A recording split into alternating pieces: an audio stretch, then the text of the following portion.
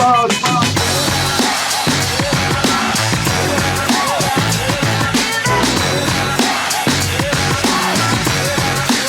the blood. Switch. Stop the blood. Live on Magic Man.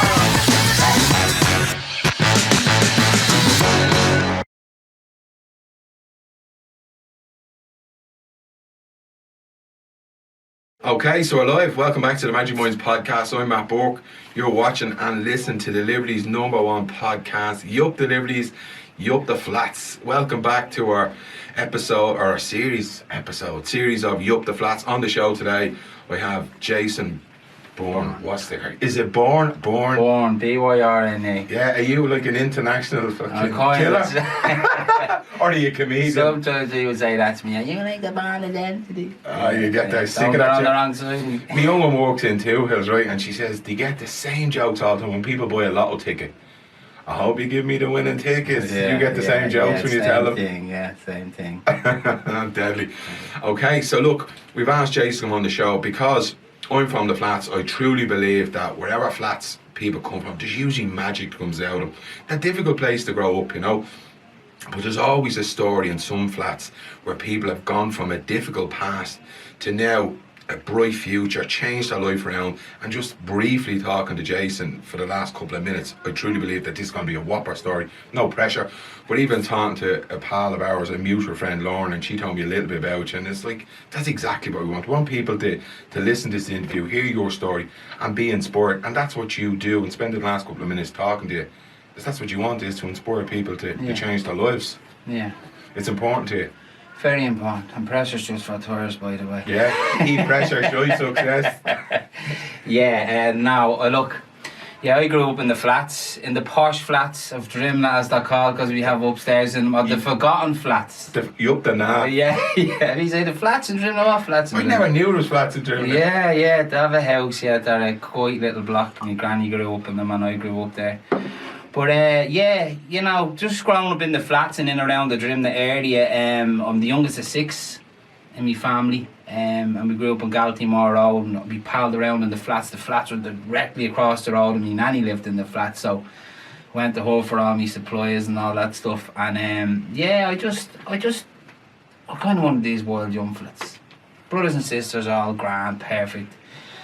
Jobs and going well. I was just the black sheep of the family. You could see it coming, you know. I always remember a man on the road a few doors down from my father, and he used to come into the house, and my brother Derek's only a year and a half older than me, and he'd look at me and he'd say, "See him, Tony? He's a Mountjoy case." I was only a kid, but he could see the devil in me, the little. I was told the same as well. Yeah, and you know, I just would have been. I was always the messer in school and all that type of stuff, and I just ended up going wrong in life. You know, like most people around, probably inner cities or council areas, or it doesn't even have to be that. My story was, I just in the house. We ended up moving back down with me dad. My mother and father broke up over the years, and still get on and stuff like that. But I ended up moving back down to my dad's, and he treated me like an adult. He gave me a key to the house. I was only like 14, and I started hanging around with all the lads, and it just spiraled out of control from there. When you say spiraled out of control, what do you mean? I was a daredevil. I would get in and rob a car. I would take a drug. I would do everything that everyone else was afraid to do, even though I was scared inside of doing it. I always just wanted to fit in. Do you know what I mean? I wanted to be mad, the keys in the car, jump in, and just doing things that was totally against my own nature. Looking back now, it was totally against my own nature, but it just spiraled from you know, the rave scene years ago. That's how I got caught up in drugs and going popping pills and fighting back to parties, and you know, at the end of it all, I was just ended up shattered. After a few years, I just really got involved in heavy stuff, criminality, drug abuse, and in the middle of all that, you know, I always find with drug addiction, you think the party's never over. I was one of these people, and in recovery now, the people that I'm hanging around with are always them people at a party that was the one person that wouldn't go home. That was me. Yeah, I never wanted it to be over. Never wanted the yolks to come down. Yeah. And then when MDMA came along, I was like, jeez, this stuff, Yeah. you take yolks and you take MDMA and this fucking... I ended up, you know... A lot of people done yolks and then went smoking gear. Is that the route that you went? Yeah, I ended up basically the usual thing, drink, onto cannabis, and went to the rave scene, started taking pills, some speed. Then I ended up when I was 15 or 16, someone introduced me to heroin, coming down at a party off these ecstasy tablets, and I was worried, and you know, no one plans to be an addict, and plan to like be on drugs. And I just, I'll try it, you know, because I was mad, like this daredevil in me, and I did, and it progressed, and at the end of it, I ended up like with a 17-year heroin addiction. I never touched a needle. It doesn't make me better than anyone that did touch a needle. I think if I did, I would have been dead, but I was just smoked it. And so the end of my addiction, I had like a 17-year drug addiction with heroin. I was on methadone for 15 years. I ended up on crack cocaine at the 6 years at the end of my addiction. And then every pill that a doctor could describe to me for depression, which I wasn't depressed, I was suffering with addiction. He gave me pills. I always say I had a pill to sleep, I had a pill to smile, and I just took everything and anything. But at the end of all that, I wouldn't even say I was an addict. Looking back at it now, I was like someone escaping reality. Didn't matter what I was doing or putting into me. And nothing I took made me feel good. You know this thing like you're sitting on your own and you don't like who you're sitting with. And I never hung around with other people that took drugs. As I say, I was one of these people when I was on drugs that I described as, I'd be like a Christmas tree still up in the house in February. Right? It looks great with the lights on it, but it's rotten on the inside. And that was me. I used to do sunbeds and wear nice clothes, and I thought I was better than other people. I wasn't really a real addict, because I'm not like my family's not on drugs, my friends aren't on drugs, but I was, and I suffered for years, and that's my story. I never really think I had a way out, and how I ended up getting into I don't even say the word recovery, how I overcame all that. You know, I lived a life of criminality and stuff, and that comes with if you're going to be buying drugs, or any unfits that's listening to this, you're going to be buying drugs around stuff, it's a lingo. It's a different language you speak when you're around people like that. Do you understand? Oh yeah. Like I couldn't, like if the old Jason came in here now, I would have nothing in common with the old me. You know, where I know I'd have common with you straight away from Lorna put me on, because you're into change and development, and that's what I'm into, and I can talk all day about that. But my story was basically that I ended up getting caught. I tried treatment centres, tried everything. I brought me mad. I used to try everything, and anyone that knows me, I used to try. I ended up getting into trouble and picked up a charge sheet, and I was facing 10 years in prison.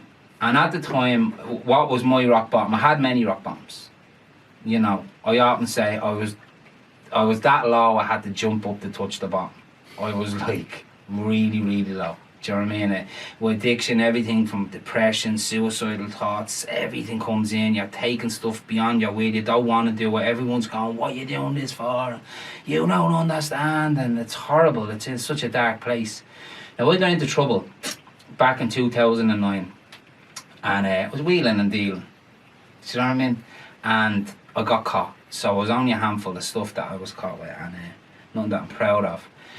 But what happened to me, what changed my life was, I got charged with that, and basically I was facing a 10-year prison sentence. This is what the charge holds. And the girl I was with at the time was pregnant, and I had a son a week after I was charged.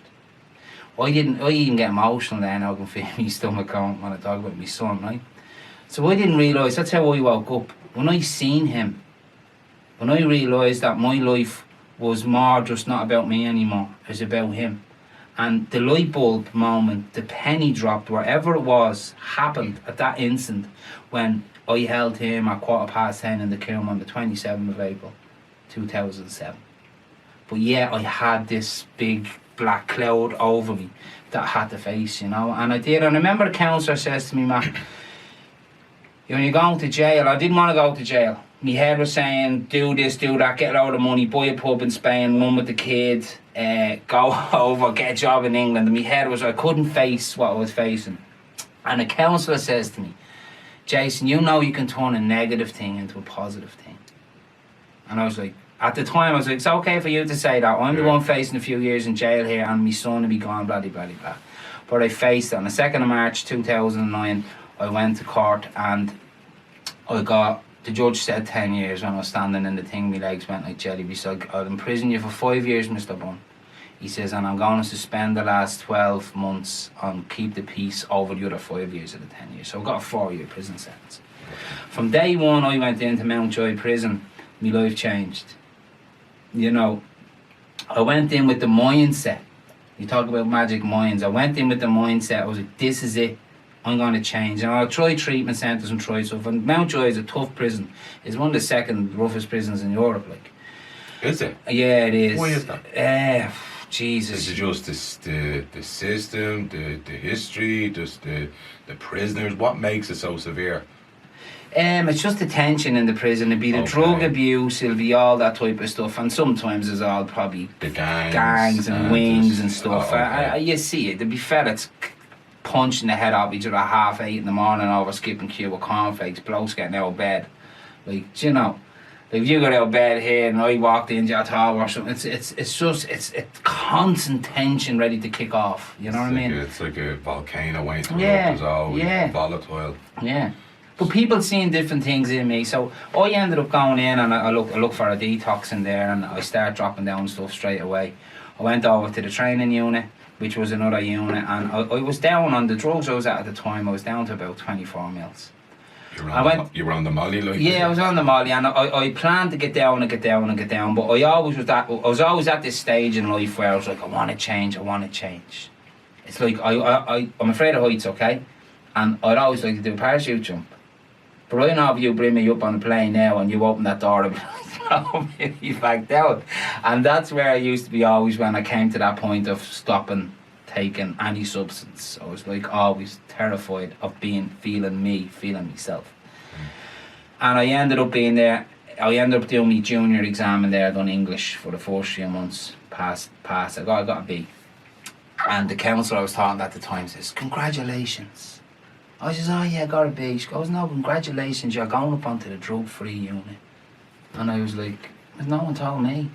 And these prison officers seen something good in me that they put me forward for this. And I remember up jumping off that and going through what I had to go through. But my thing was, I remember being in that prison cell and I had a picture of my son on the wall. And I just wanted to give in all the time. And anyone that's listening to this, you know, I kind of found that you need to do it for your family. You hear people saying you do it for yourself. I couldn't do it for myself. Do you know what I mean? I got involved in recovery and you hear all these different stories, people telling different things, and I just held on to that picture. I kissed the living daylights out of that picture in that cell. I was like, I'm going to change for him. Can I ask his name? Is that alright? Jamie.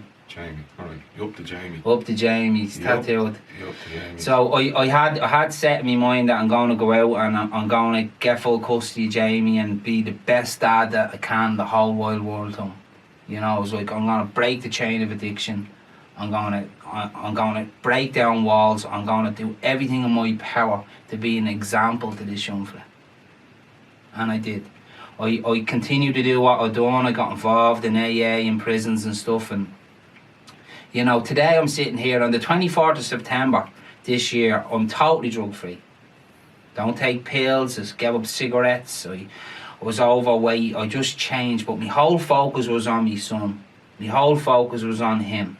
Do you know what I mean? Because I went wrong in life, and I didn't want to be a bad example for him. And I remember when I came out, I got out of jail early. Used to sing in the jails and do stuff, and the prison officers liked me.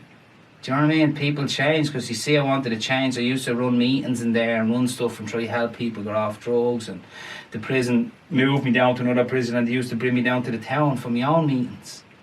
Do you know? Wow. Yeah, and I could bring back. It was just amazing. So I was against the system. Police. Hate the police, hate this. And it turned out that these people worked in my favour. Unreal. There's something I just want to go back a bit, right? Yeah. You talk about like your drink and the drugs and the difficult years. Kind of give us an insight or to share with people, because I know, what was the environment like you were growing up? You know, you can say, yeah, I was wild and I was, you know, had the madness in my eyes.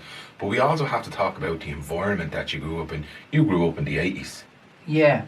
Like the flats, like growing up in the 80s around here was mental.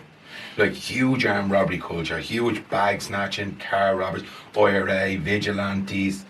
You know, it was madness, wasn't it? Like It was, yeah, but we found it exciting as well. yeah, I remember dreaming like growing up all the rob cars and the stuff and the things going on and but personally myself, I never had a bad upbringing. Like I had a Yeah, great yeah. upbringing. Like I would have seen all this type of stuff, like in and around the areas and stuff, and being attracted to it. But you're a product of your environment, you know. Yeah. You grow up in a polytunnel, you're going to take on board some of the Yeah. environment. So I remember years ago, they going around and the guys used to sniff the glue and the plastic bottles and all, remember all that type of stuff. I used to sniff Tipex tinners. Yeah, I was saying me aunt that fluid in the gas. I used to give the woman in the shop a letter saying me ma wanted a bottle of gas for a lighter. I'd be down the road bleeding, sniffing the bone of the brains out of myself. I was like, Yeah, like so people hear like, you know, your addiction, your difficulties, but then you also have to pay attention, bringing awareness to the environment that we are brought up in. I mean, I'm not saying Yeah. specifically your family, but your area, your Yeah. community,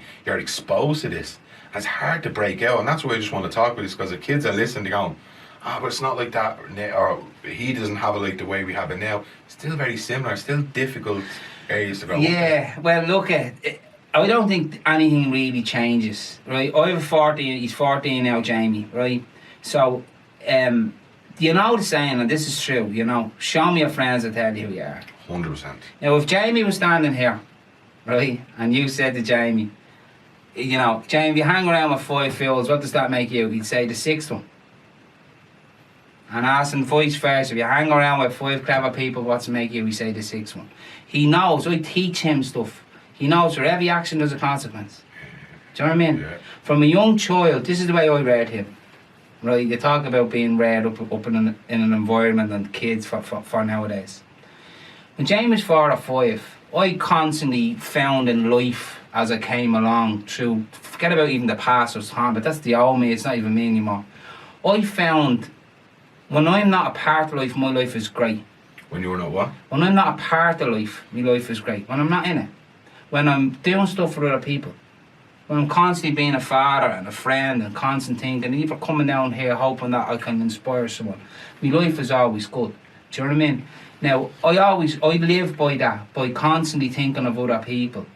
You know, maybe it helps me get away myself, I don't know, but on a spiritual term, on kind of life, I embedded that into my young lad. So when Jamie, this is the thing with Jamie when I read him, when Jamie was 5, I used to be in the mountain soup runs helping the homeless, because you don't teach that stuff in school. Right, it's all about take. The young fits now again, they see money, the Canada Goose jackets, the guys in the golf cars, they want. I raised Jamie, I used to bring him out on a soup run when he was 5, I used to learn him how to give back. We ended up, Jamie had his own soup run for 6 years, it was called Jamie's, like Heinz Beans, Jamie's Dublin soup run. He had a whole site and he had stuff for it, right?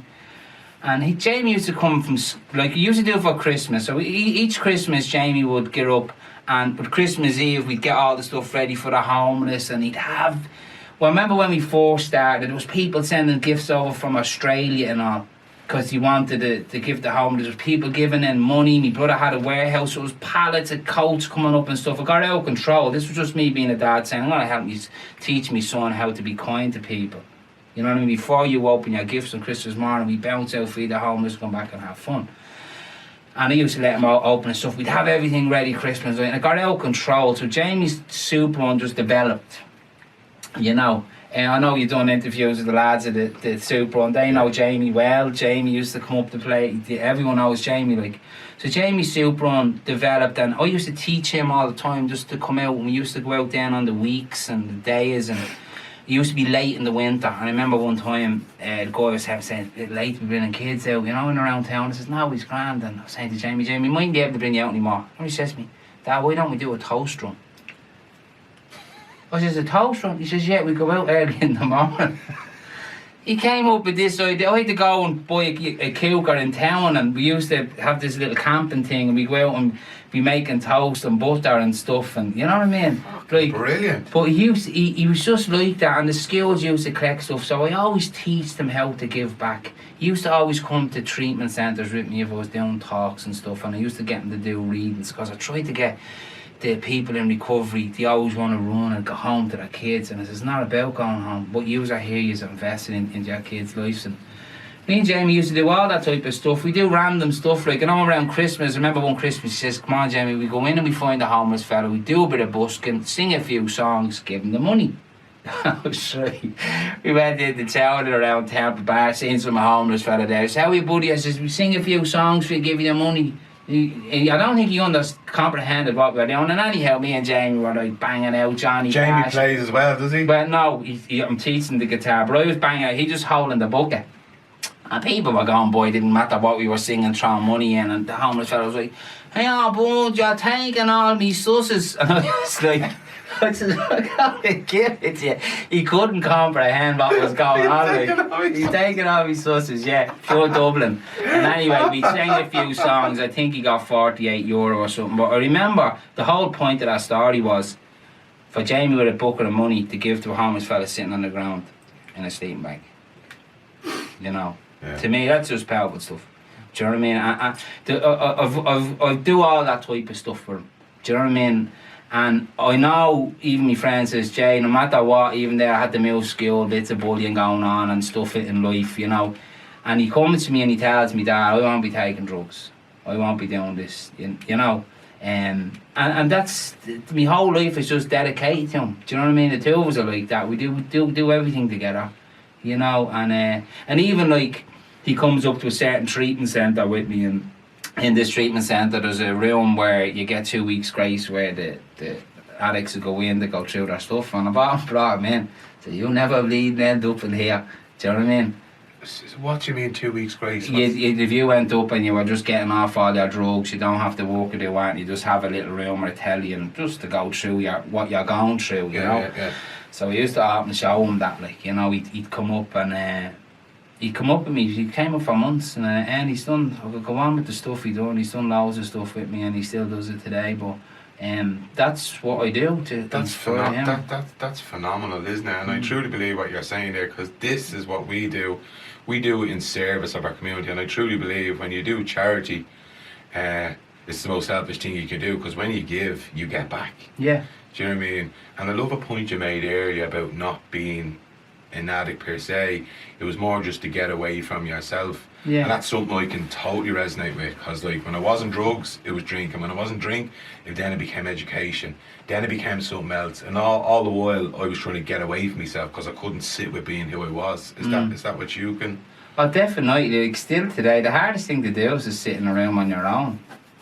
It's unreal, isn't it? Well, you know, I love the thoughts. You know, it's true saying, you say you think 60,000 thoughts, whatever it is, a day or stuff like that. But yeah, I've learned not to escape. You know, I kind of learning in life now that my life is just grand when I just keep it simple type of stuff. Do you know what I mean? I don't. Like, there was always at a stage where I thought I had to have a few cans at the night. I have to have like a few cans watching the telly, or you have to have a glass of wine or whatever it is. And I'd be beyond blessed to be actually sitting. Sometimes you forget where you came from. I'm like, wow, I only need a packet of popcorn and a herbal tea. I'm after coming a long way from like popping everything into your system. Do you know? Yeah, here's a question for you, right? When you take away the crutches, the drink, the drugs, the addictions, whatever addiction you have, how did you handle the feelings that come up? You know, the shame of being a drug dealer, drug addict, the guilt, the fear, the anxiety. You know, because from a very young age, I started drinking and taking drugs at 12. So I numbed feelings, and I was playing Papa when they come up. So when the drugs and all that went away, you know, I was like, still to this day, when anxiety or fear or something, I'm like, oh jeez, I feel paralysed. How did you handle that? And I was only talking to another lad that he's in addiction as well, and we were talking about this. It'd be interesting to know how. Well, fear and anxiety, to me, they're only residents of your body. They're not like, they're only visitors. They don't stay. Do you know what I mean? Love it. Just they come and then they kind of go. Like, how did I deal with it? I tell you, like, on a human nature, you know, on terms of like, you haven't got a manual on yourself. But I remember when I put down all that stuff in jail, and I'd go red for nothing, I'd get embarrassed, I'd be thinking someone's saying something about me, I'd be so uneasy and uncomfortable in myself. It was horrible. And I had bad sweats for months, and I just felt like horrible in myself. I just wanted to probably go back down that type of road, like, you know what I mean? But as I say, I had my own for it in my mind. But as I always say this to Jamie, because Jamie can be very quiet and he can be very shy. And I said, Jamie, you're not born with confidence. Confidence is something you develop. Confidence is something that you work on. Do you know what I mean? My mom used to say, chin up, chest out. You know, I'll be down like that. You know what I mean? And sometimes you have to correct yourself. You whether here talking to you or whatever the case may be. So how did I deal with that? I just kept pushing forward. I white knuckled it for a long time. I white knuckled it. I would say I put on my spiritual seatbelt. Buckle up, kids. Yeah, it was like, here we go. I don't know where I was going, but I was going. Yeah. Still today, I look at my life, it's in seasons. Like, I'd be great one time, I'm going through stuff at another time. I'd probably end up hanging around with the wrong people and realise they're not good for me. And, you know, so I'm constantly kind of discovering, which is a wonderful thing. I'm not just kind of numbing, I'm kind of, you know, life can be very interesting and very good. So I accept feelings and emotions now. Okay. I accept them. I look at me thought process sometime like a comedy stage, you know, have to laugh at stuff, like, you know, as a human being, your thinking can go all over the place, but, you know, I bring it back to gratitude. Amazing. Yeah. I love that saying he says about the visitor. I think Rumi says, you know, leave your door open and, you know, feeling his emotions are just visitors. Welcome them all in, Yeah. you know, and treat them all the same because they're only here for a little while and let them go. Yeah. But if you haven't been exposed, if you haven't been exposed to that from a very young age, it's fucking, as you said, and I love it, getting embarrassed really easy for nothing. It's so uncomfortable, isn't it? I was only talking to this lad the other day, and he was saying, like, even when I go on the job, like I work in a building site now and I'm asked to do something, I'm embarrassed to say I don't know what you mean. Yeah. And it's like I'm 12 again. I can't get over those feelings. And I was like, yeah, I know that fucking feeling. It's unreal. It's like, you know, the old saying, and I always say, every day's a school day. Yeah. I always say to me young fella, you know, everything I talk about, I embed into him. You know, I say, Jamie, don't forget your school bag, even when he's gone out playing with his mates. And he'd be laughing, like, say, every day's a school day, or he comes back to him, I'm not fighting with thing. Or, like, my young lad came back the other day, I did a weekend, he was at the kicking the ball and hitting off his friend's face, and he said his friend was not happy with him. Do you know what I mean? And I was like, did you apologise to him? He goes, no, I started laughing. I says, well, obviously, I says he's going to be like, I says, you have to, I learned him every day as a school day. I says, you're going to have to go back, pull him aside, say, appreciate his friendship, and I'm sorry for doing that. I didn't mean to do it, and I didn't mean to laugh. And he went and done it. Do you know what I mean? I said, because in life, that's what you have to do. You can't just, I said, what if that happened to you? Do you know? So my motto is every day is a school day, bring your school bag. Unreal. You know? So when you get out of prison and you start doing the work, where did you go from there? What was the path you took then? What was the, you know your interest in spirituality and self-development. Where was the road then? Well, I tell you, I'll be into anything got to do with helping developing myself. From any book, from the Mellow to any type of book at all. Andy the Mellow. Andy the Mellow, you know, Power Now, anything, for agreements, all that type of stuff. I love any, because people are giving to me. Yeah. People say, Jay, you'd like this. They say, Lauren, tell me, oh, you like this guy, or, you know. I ended up, you know, I'm a member of Alcoholics Anonymous, and I know the Anonymous part, I don't really care about that, and I do Cocaine Anonymous. My second name is Byrne, and I would say if anyone had a problem with a drink or a drug, that feel free to ask Matt for my number, because, you know, I know it's anonymous part, but I see a lot of people suffer at home. People think they haven't got a drink problem. Yeah. They haven't got a cocaine problem. Yeah, so where did I go with it? I'd be into Alcoholics Anonymous and Cocaine Anonymous. And I don't mind the anonymous part. Because people would know that I'm in recovery. And it's nice to know that, because if someone is suffering and someone even watching this and go, I think I have a drink problem, I think I have a cocaine problem, where do they go? These anonymous places, where are they hidden? They've no one to really get in touch with their ears, phone lines. But I'll put it out here that if anyone's looking for my number to introduce them to that, you can get it off Matt. Because my heart would be in that. I see a lot of people coming in that will kind of suffer, that be probably problem drinkers, drinking over the weekend, a little too much drink, missing work on the Monday. They don't believe they're an alcoholic, but they're craving for the next drink till they're thirsty. You don't have to drink every day to be an alcoholic. Or you don't have to sniff cocaine morning, noon and night to be a cocaine addict. Do you know what I mean? There's people that beyond their means that be sniffing stuff, and it spiritually, mentally, physically breaks them. Yeah, it's interesting you were saying this about the Monday to Thursday and you're not an addict. If I said to someone now that I had a drink and drug addiction back then, no, you didn't. Like, they even look at me when I talk about addiction, like, you know, I had a serious problem. They were, no, you just fucking, you're in the party and all. It's literally like, I can't even say that I was addicted. Because I didn't do it continuously. I didn't have a brown paper bag. And I wasn't banging up or on the lines. You know See, that's the thing, you know, like, there's 12 steps in recovery that people talk about, and the fourth step that we make, we are powerless over alcohol or allows to become manageable or over a drug. And it's not about a drug or a drink you put into you. You know, if you're missing work on a Monday morning from a session, that's, your life is being unmanageable. It's not to do with the drink. It's got with you staying out too late. You know what I mean? If you're spending €300 or €200 on a weekend on coke and you're earning €500 and you have kids and stuff to play, your life's unmanageable. People that has only got an 8, or, you know, they justify it. Oh yeah, sure. You know, rationalise and say it's alright, but you know, and then before you know it, I hear all the stories, it slowly progresses. And then it's not even about the drug, it's about the escape. They can't sit with themselves, because I find anyone that I've came across that start abusing alcohol or a drug. So they have this certain level of confidence and stuff about them and sense of humour and stuff, and the drink or the drug lifts that up. But when they get addicted to stuff, and the more they take, the drink and the drugs go up more, but their self-confidence and their self-worth just hits the floor. And that's what happens then when they try to take that away and build this back up, and it's gone, it's flat, it's like the balloon.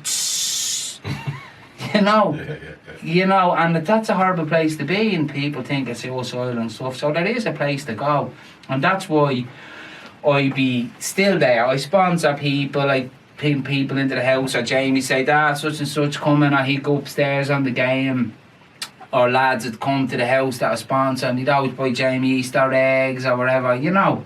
But I like him seeing that too. My dad's in recovery. Like, we're in the flats, you laugh at this, right? This is a funny one. We moved back into that house in Trimley. Jamie, this was 5 years ago, so he was only about 8, whatever he was, right? And he's talking to this little new friend he gets in the flats, you know. They must have been talking about their dads and stuff, you know. And next of all, I'm carrying something in the flats, and Jamie screams, all the old ones sitting on the bank, you know. Dad! I said, what? Didn't you stop drinking and smoking when I came along? And I'm like, oh, fuck. But he said it with pride, you know what I mean? And I wanted to say, shut your bleeding, you know what I mean? I was like, yeah, son. So they were talking about, but you know what I mean? Again, when I went in, I laughed about it. I was like, he's actually saying my dad changed for me. My dad turned his life around for me. Do you know what I mean? Yeah, it's incredible, isn't it? The Batney. Yeah. So, you know, and that's where my heart is at. Like, I go into meetings and I would help people, and it's anonymous stuff, so I do it. I don't be out there. It's what Russell Brand talks about. It's black belt stuff. People don't know about it. Well, they will now on this, but the only reason I'd say it is because I had people getting in contact with me through Facebook. I had a friend I was locked up with, and his brother was addicted to cocaine. Lovely man. He had a job, kids, all that type of stuff, and he got into gambling and coke and he was stealing from jobs and all. And before he knew it like that, the wife kicked him out and he was losing his job that he had for 17 years. Normal fella, you know, because anyone think, drug addicts are on the street. And this was a normal fella. He was broken, and his brother rings me because he knows that I like recovery, I like helping people, you know what I mean? He says, if anyone help you, Jay, I says, I don't think you should go with Gamblers Anonymous. I says, you bring him to Cocaine Anonymous. Do you know what I mean? If he has a coke habit, to pay for everything else. And that man just came and he listened what he was told to do and suggested the things he's done. He came up to me once a week and we read through a few simple things, a few simple suggestions. And the way I look at it is, I never met his kids or his wife, but they keep inviting me down to the house. He lives a bit far away and I will get down. But I like knowing that I'm a little part of actually helping him. See, it's not about him giving up the drugs or giving up the drink. It's the family that suffer. Do you know what I mean? Like for every single alcoholic or anyone even abusing drink, they don't have to be alcoholics out in benders or wherever, or abusing drugs. It's a well-known fact that at least 5 or 6 people around them are suffering. What's that saying? If one's in addiction, we're all in addiction. Yeah. And I say this in the job, I mean, I'm in brain injury rehab. You are all under the umbrella. If your husband or your brother or someone has it, you're all under the umbrella of brain injury. It's affecting you as all. It's horrible. You know what I mean? Something is happening to you. It's a ripple effect. Yeah. Like watching your husband or watching your brother. You're all suffering. Yeah. But people don't see it. They only think it's the victim or the addict. But that's a great point. And the addict doesn't see it, or the alcoholic doesn't see it. No. There's a great little story. There's loads of stories in the Alcoholics Anonymous book, but there's a lovely story, and obviously because they're American, and it says that the alcoholic is like the guy that goes down into the cellar when the storm is coming. And the storm bleeding, the wooden house is wrecked, the bleeding house, the whole estate is wrecked. And he comes back up and the wife and the kids are standing there shredded to bits, and he's like, what's wrong with you? That's the alcoholic. Or that's the addict. That's powerful, isn't it? Yeah. It's like they don't see what they're doing. You know? And when I ended up walking back in jails. I was invited to walk back in jails. I don't mean to be jumping the story, but jump away. We were invited to walk back in because of the prison seeing a lot of good in me and another fella. We were invited back through Rialto drug team and stuff to go back into prison and rewrite a program. It's called Epic, and we were actually invited over to San Quentin prison by a group over there called Grip. These people do. I would have loved to go over. We meant to get funding, but it didn't fall through. But you heard what we were doing. But anyway, we wrote this program. It was like 4 different stages on release, addiction, and family and stuff. And I used to write these little role plays of like what happens when you get out, like what I explained about the cellar. So I says, this isn't, when you get out, don't be expecting like the snapper. Remember when he was coming home, and go, yeah. I said, don't be expecting that. Do you know what I mean? I said, expect that the destruction that yous caused before yous went to jail. You know? So don't be going back in. So I remember I wrote this little play thing of, we got one of the lads to play the dad reading the newspaper, and I got the prisoner to knock on the door and come in, and the star gives him a cold welcome. And I told him to expect that. Do you know what I mean? And they're like, you know, and we played it out. Do you know what I mean? And then we got the dad saying, you don't start with your mother now and this, that and the other. And they just take back off again. Do you know what I mean? Because they forget what they do. And we used to try to get them a month's program not to pick up a drink or a drug when they came out. You know, we done another little roll thing when they get called the adrenaline. There's no better feeling. There's no feeling than being told, pack your kit, you're going home. That is just, I've been in jail a few little times and small things. It's just a wonderful feeling. But first thing you want to do is kind of get drunk or do stuff. And we done another little role play with them of walking by a pub and the mates that don't come up and see them. And he's like, hell yeah, Matt, what's it? Come on in for a drink and whatever. And we had to teach them, why would you walk in with him when the runners on your feet and your tuck money and stuff that you've been here for 2 years for has never came from them, has came from your family, so why should you throw it into that? Now these prisoners didn't like what me and Ian used to do. Do you know what I mean? It's epic. Yeah, but the truth has to be told. Do you know what I mean? Like, you wouldn't even think of that shit. Well, I wouldn't, you know, obviously I'm not a prisoner, but that's exact, like coming home and your dad, straight away, don't you fucking start with your shite now, giving your ma, blah, blah, blah, and you're like, I'm only out fucking prison, and giving me shite. Yeah, where's me drink? Where's the party? Well, Boom. you know, and that's not the way it should be. And even for me, when I came out of prison, I remember I got out of prison a year early before I should have. The governor calls me because I played guitar, love singing and stuff. When did you? I don't want to jump stories. We'll come back to that. When did the guitar and the music kick off? Did you always do that? My dad's a singer and he's a joker and stuff. Right, and, so it was always in you. It was always my dad used to sing to me. Did you lean on that through your addiction or getting through it? Was that something that you used to help you get through the music and? Yeah, I wouldn't be nowhere at Clapton or that, but I put my own name up for karaoke. I love having a bit of a sing song. No better. I have a guitar out there. Get that guitar out. No better, man. I just like having a bit of laugh and a bit of sing song. I've met loads of lovely friends through music. You know, just through like being in a room or even at like retreats, and you know, because you're the centre of attention probably, you know, and then you get to talk to people and get to know people. But That's class. Right, so back to the epic, of course. Tell us. Yeah, the epic will run for 12 weeks, and this is a nice thing that I want to say as well. I remember, like, you always put yourself down from the life I came, thinking, oh, I'm an addict, I've no education, I've no this, I've no that, where am I going in life? And I remember we were invited up and we had to get like prison clearance for the jails, like, do you know what I mean? And it's not really hard for ex-prisoners to be cleared to go into jail. And we were with this, I won't mention his name, one of the IPS people that would have been in charge of letting me out, you know what I mean? I got out a year earlier, as I said, through the governor seeing something good in me and let me out. And we just ended up falling back into that. And we went up to the jail, I remember, and I was blown away. This is how one of the stages where I thought, wow, why am I changing? Why am I changing? And I remember going to the prison and we sat down and this IPS man was a lovely fella. I remember the whole interview. There was the governors, chiefs, psychologists, counsellors, anyone in charge of the jail, the population was there. And the week before I had to be cancelled because I was going for an interview for a job. And I didn't really think how big it was. I just thought we were going to meet one or two people in the thing. And when I got there, I realised, Jesus, these cancelled this. And the man with the important fella that lets all the people, how did your interview go? And everyone's so nice to me. I was like, saying to Ian, this is mad, isn't it? Like, we were like prisoners in here, like, do you know what I mean? And being you know, given the pass, being brought in and being, everyone just being real nice to us and all prison officers and sitting down and giving us coffee. And I remember I scalded the table and one of the he's probably hide that or whatever.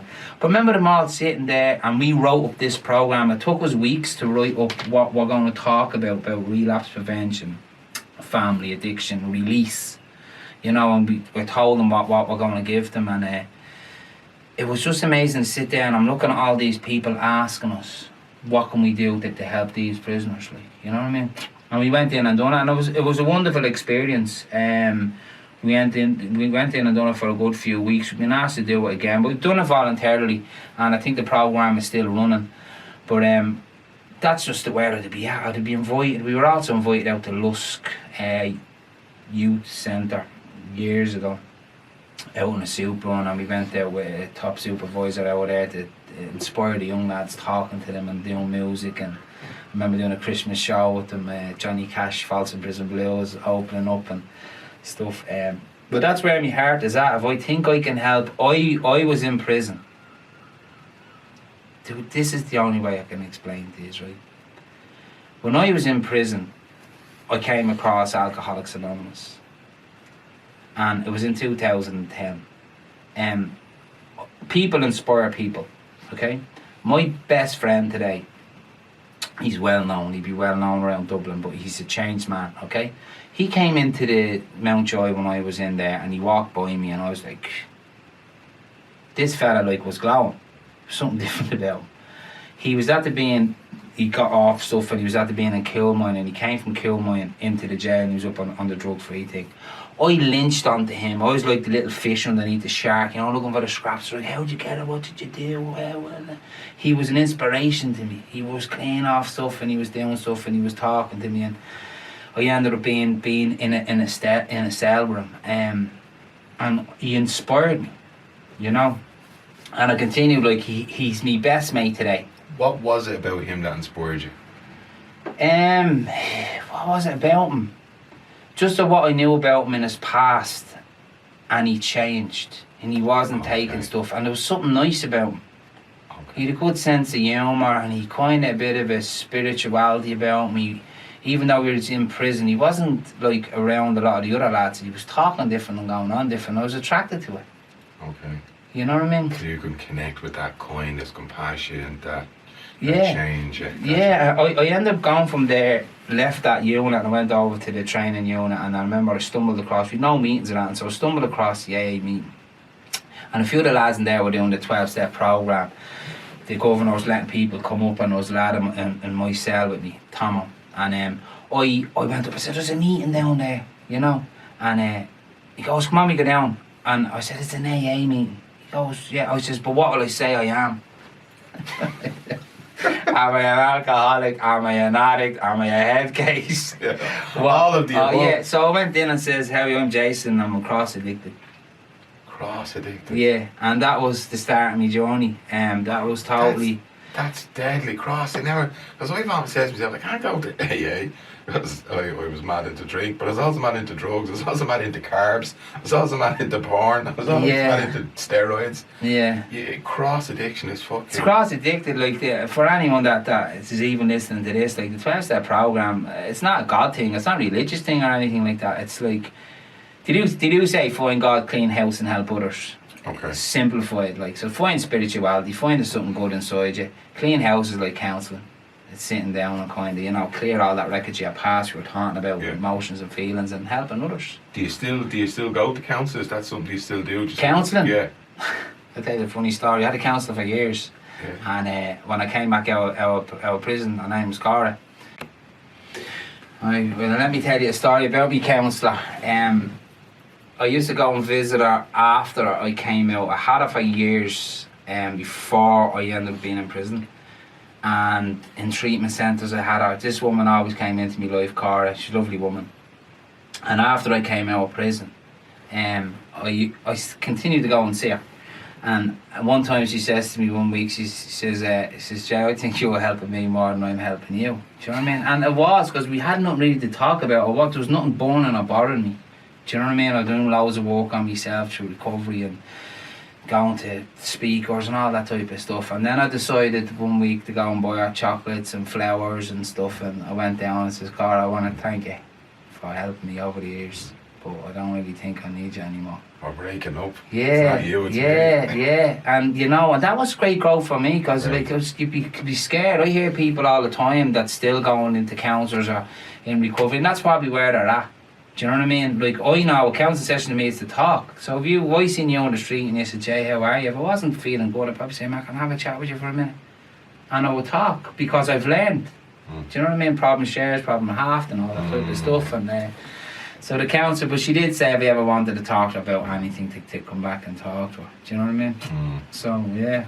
Yeah, no, I think it's a huge piece, the counselling and getting up and expressing, and that's something that people find hard to do, isn't it? Like, it's great to do it, Yeah. Well, talking's probably one of the hardest things to do, even with my young lad Jamie, he's fairly closed off. Even as much as I talk about or do stuff for him, he's closed off. If you ever want to do a robbery and you want someone to go with you to go ratting you, Jamie's your man. He says nothing. He says stuff weeks later and stuff, Yeah. And no rats in the flats. Yeah, like he's amazing. I always say that about him, but like I do sit down and I get him to talk and explain to him, you know what I mean? Sometimes he has to take a breath, or I went through a situation with him before. He had to text me. Because he didn't want to say it to me about stuff, but that's okay. But the power of talking and the power of sharing is like crucial in my life. Yeah, it's what I tell people. Here's a question for you: the skills that you had as a drug user, drug dealer, your criminality, did you transfer them skills? Do you still use some of them skills in your everyday life? And I don't mean the immoral stuff, but your thinking skills, your ability, your competency. I believe that you can transfer them into another profession, like what you're doing now, to help people. Yeah, I'm a professional sniffer dog on bullshit. Do you know the type of way, like, my old skills of criminology and stuff, I'd be very like, people often say to me, Jay, you don't look like a guy that would run in and do that, do you know what I mean? Yeah. And I'd say, what about now? Go and get the body on you. No, but they do, like, people say, I can't believe, like, but yeah, that was just the underhandedness and stuff. But I would kind of find, say if I'm helping someone or doing stuff, I can suss if someone's bullshitting. Yeah. Do you know what I mean? I don't judge people, but you can take a look at someone and say he's either like, he's full of like hatred or anger or stuff, or you keep away, or if someone was looking for help and you were bullshitting me, I was clever, criminality wise, I would go away with a lot of shit by the skin of my teeth.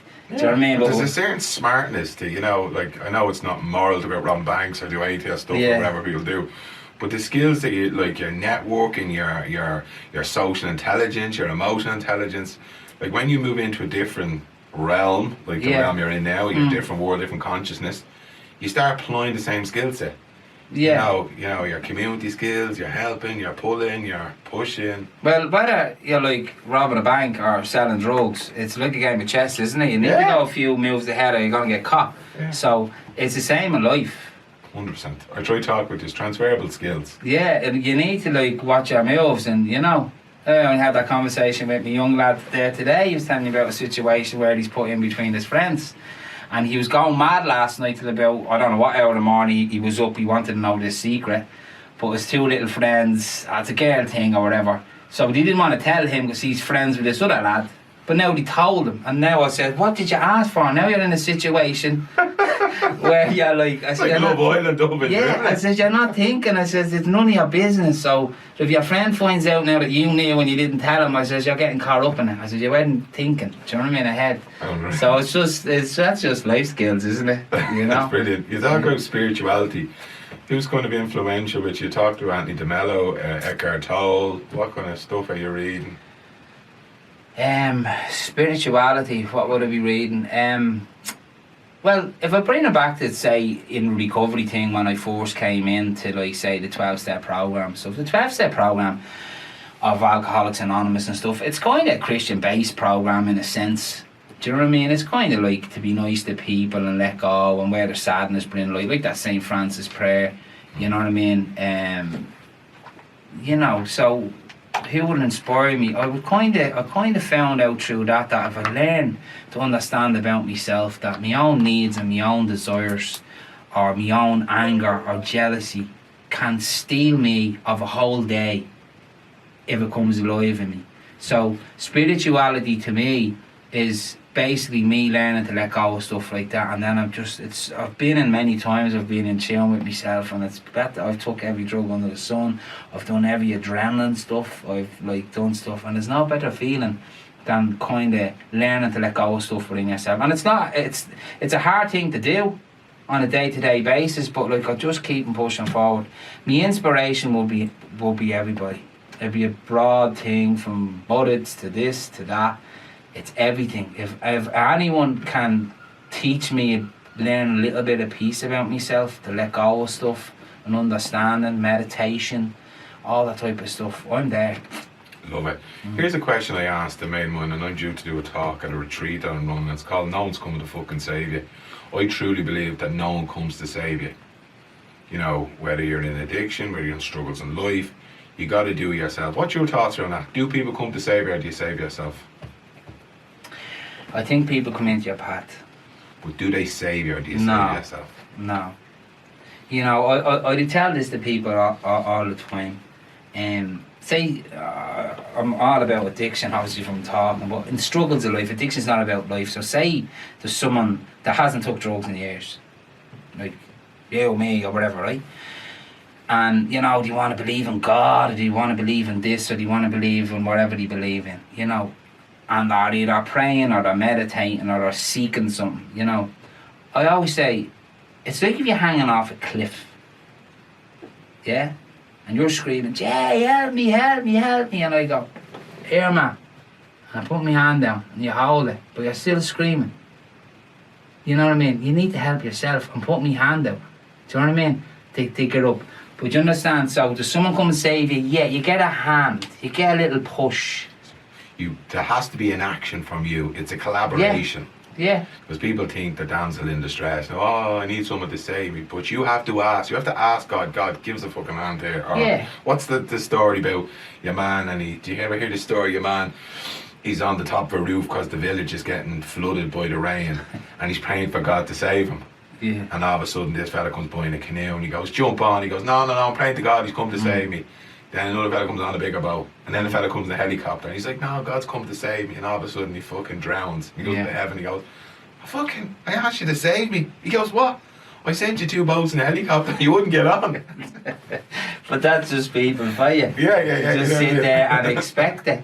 You know what I mean? I heard the other stories, like someone standing over the bridge with their shorts on fire and they're screaming for help, standing over a river. Do Jump in, you fool. You know?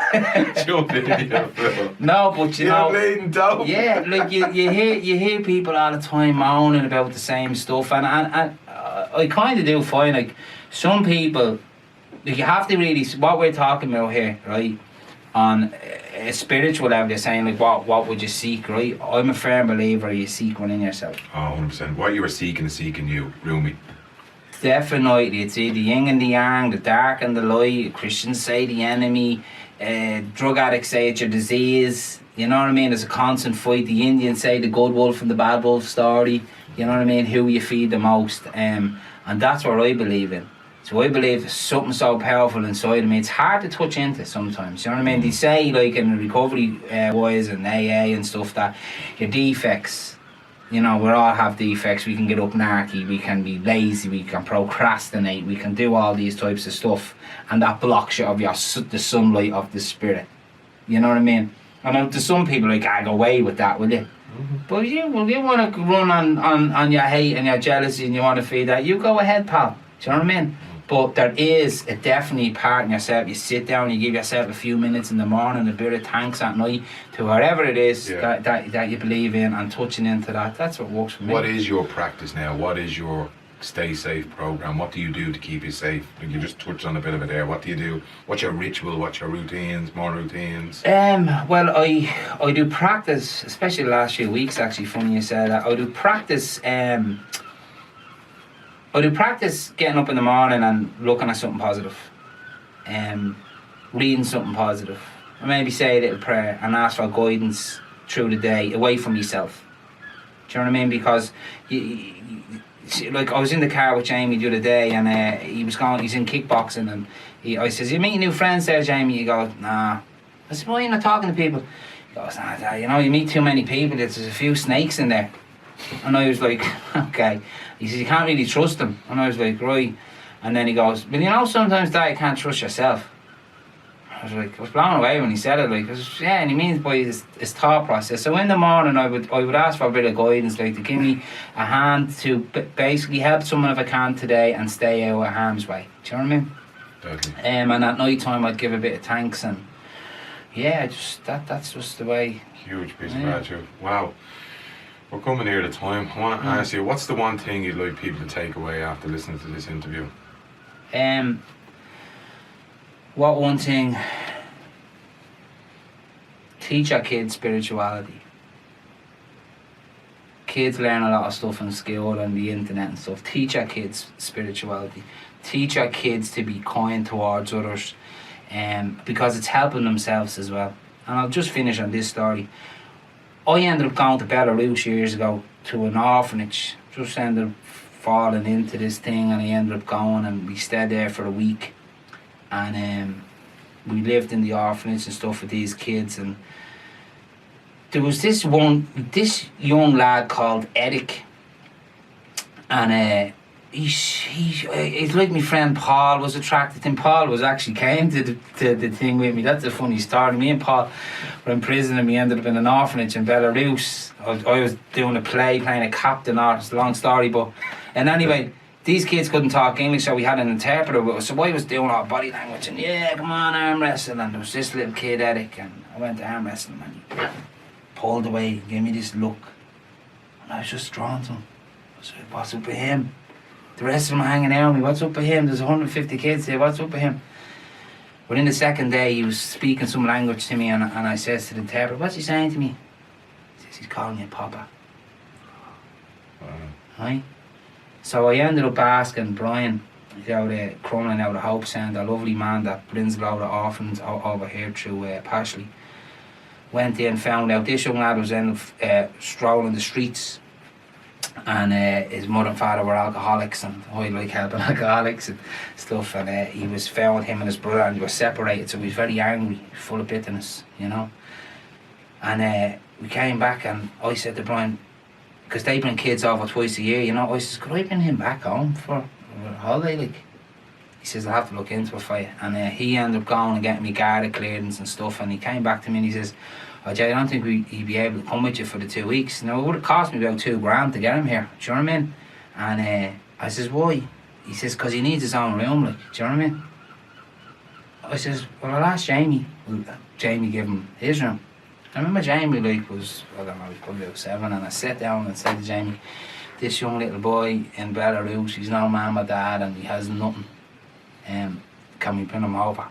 And I remember I was getting emotional thinking about it, and I says, but son, I says, you have to give him your room and give him all their stuff. And he says, yeah, Dad, I'll do that. Oh, Jesus. You know, and Deadly. if Art and I installed, you're saying about kids or what would I want to bring your kids up like that. Do you know what I mean? Like, he came to our house for 2 weeks. My uncle had a wonderful experience with him.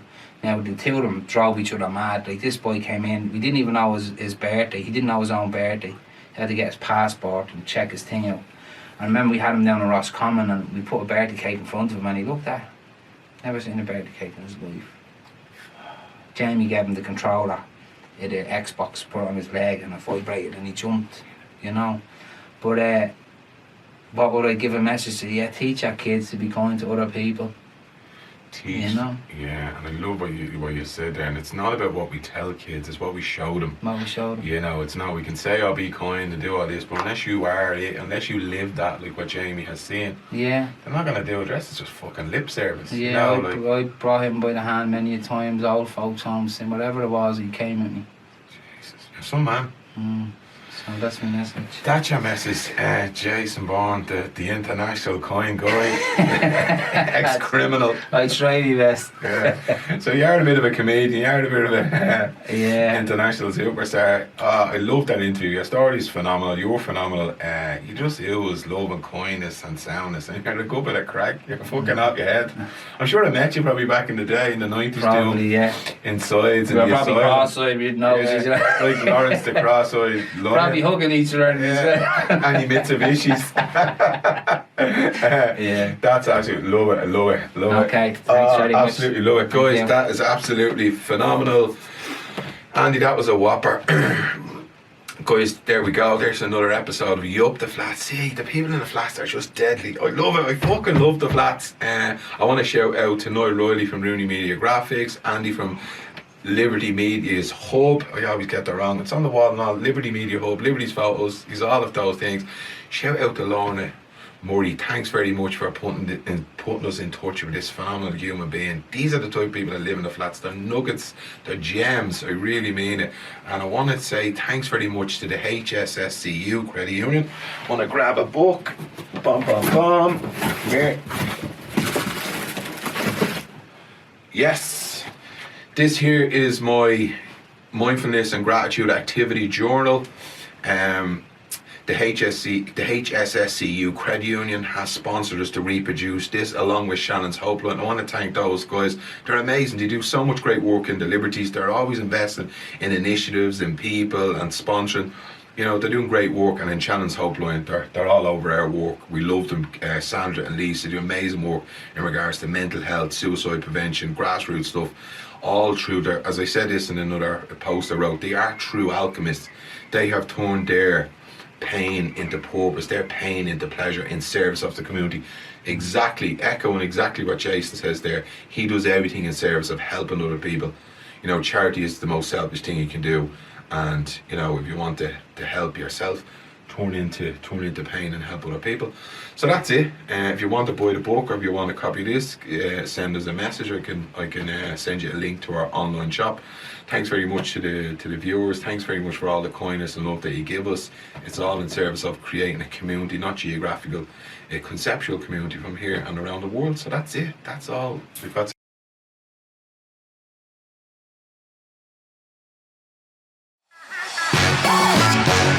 You Up the Flats. You Up the Flats.